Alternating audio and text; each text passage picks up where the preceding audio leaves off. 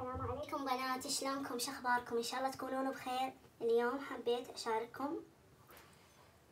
اليوم راح اسوي خلية النحل للاطفال للمدرسة. طبعا اكيد احشيها لو نوتيلا لو جبن، بس هم دائما يحبون النوتيلا، ما يحبون الجبن حيل. وهنا تخلين فوقها سمسم، تريدين حبة سودا، جوز هند. وهنا العجينة شوفوا بنات خمرانة وتجنن. خلونا نبدأ نسويها.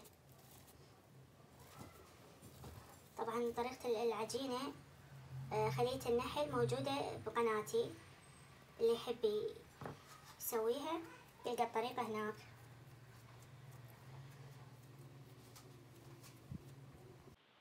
ما أعرف بعد.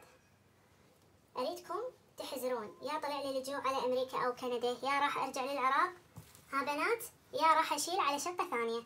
اكتبوا لي بالتعليقات وراح أنزلكم كل التفاصيل وين راح أروح.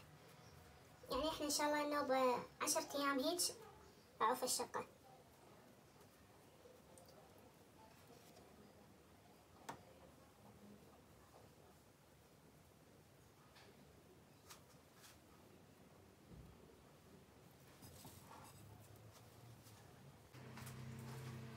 يمكن يكون هذا آخر مقطع لي بهذا المطبخ.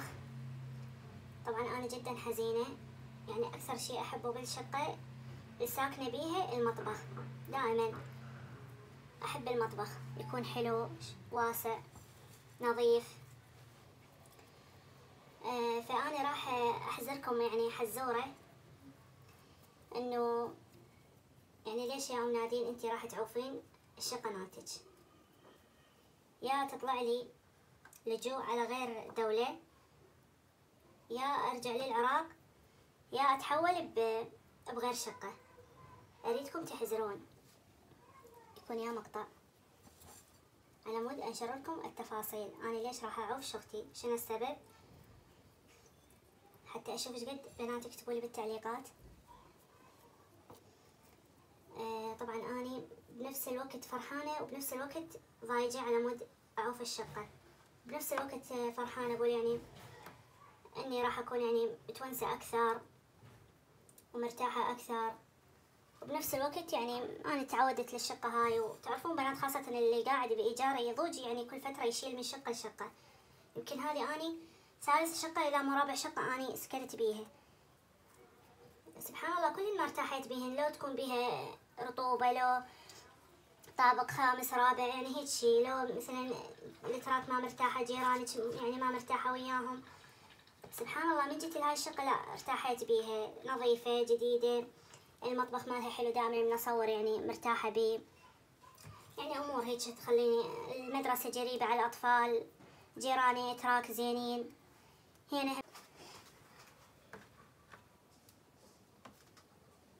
بنات طريقة ما تجوز الهند هاي حطينا بيها. شوفوا شلون جوز الهند هيك تخلينها بالصينية. هنا خلصتها، هسه راح ادهنها بالبيض.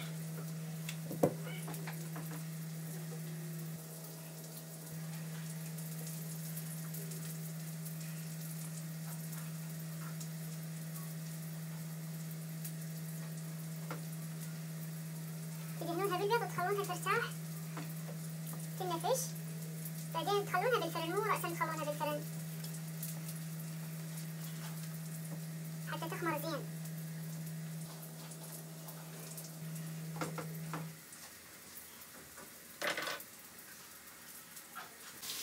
شوفوا بنات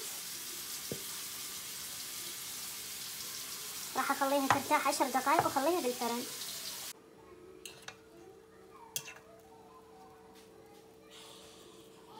واو حارة جدا تجنن.